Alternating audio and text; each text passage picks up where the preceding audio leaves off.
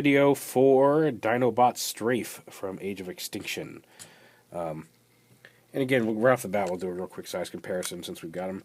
There he is compared with Voyager Optimus. A little taller, but again, not a lot to him. His wingspan, as you can see, is quite impressive from wingtip to wingtip, being about probably 7 or 8 inches at least, maybe 9. Very impressive wingspan. A real quick shot I'll do him with all of his Dinobot buddies. See if I can get them all in the shot here. Yeah, come on, you. Grimlock. Get Grimlock back behind there. Rah! Dinobots away! I have some shots in the intro. You probably already saw them already. Of all of them in the group. But yeah, just to give you an idea of where he sits with the rest of his Dinobot friends. One of the things that I forgot to put on him was he does store his crossbow on his back as well. Now, his alt mode is not amazing. A little disappointing. And his transformation is a little lacking either. He makes up for it in robot mode, and we'll get there in just a minute. But, again, like the legs come down, you know, you see they're sitting down here, and it's just kind of there. You can fold them back, but they, you know, if the knee hinge went the other way here, this would be, you know, you might be able to fold this up and fold these back a little bit, and it's just weird why they didn't make that possible, because then maybe you could collapse the legs a little bit and make them not look... See, from the top, it's not super bad.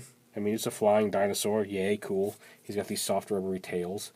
But, you know, when you turn him over like this, you can clearly see that like he's pretty much just a crucified robot attached to some wings.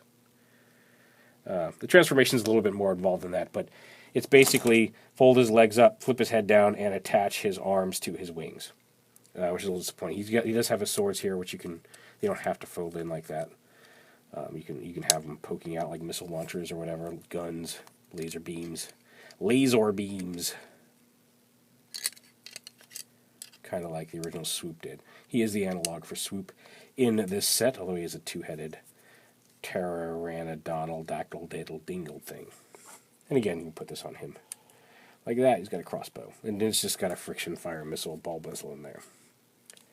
Like I said, the transformation is no super great shakes. You flip the legs down like this, and then rotate them around. So his dinosaur feet become his kneecaps, and these little pieces become his feet. You flip his head up. Well, I guess you have to open these up a little bit, which allows you to flip his head up. And then unpeg his arms from his wings, like this. And then fold the dinosaur heads kind of down here onto his chest. And there's a little bit of play. You can position them to your liking. But basically like that. And then you take care of the wings however you see fit.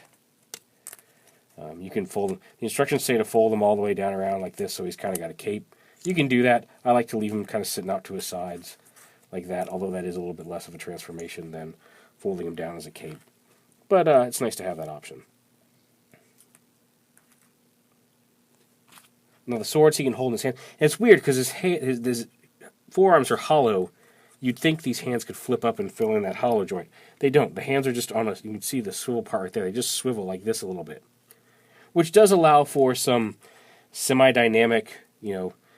He can stand there with his swords kind of slung at a hung angle. Which is not bad.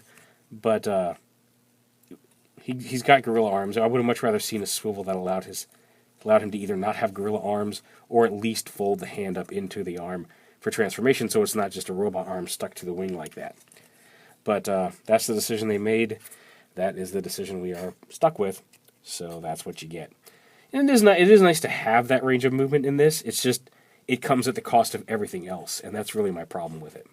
I love his helmet. Like I said, in robot mode here, I think he's really striking. He's a great, awesome-looking robot. And that kind of makes up for his lackluster rest of him. Because like I said, his dinosaur mode is okay. The jaws, I forgot to show that, but the jaws do open on the pterodactyl head. So you can even pose them open on his chest if you wanted.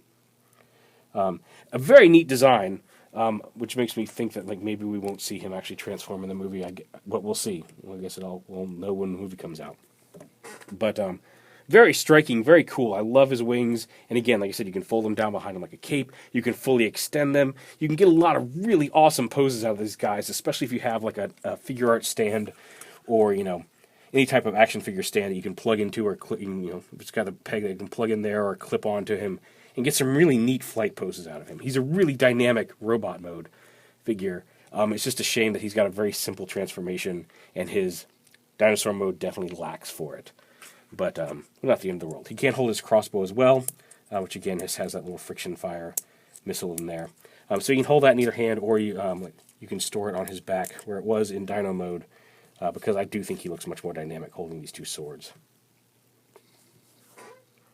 If you don't like the curve of the things, you can heat these up with a hairdryer and straighten them out if you wish, and pose them however you want. That's entirely up to you.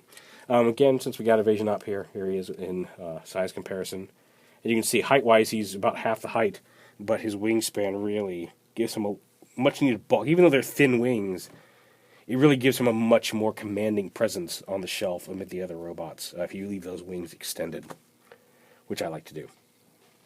So yeah, he's, like I said, cool in robot mode, iffy transformation.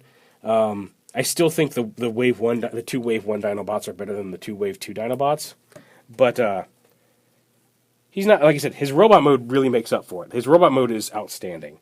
I just wish there was more to the rest of him. So there it is, Transformers Age of Extinction Deluxe Strafe.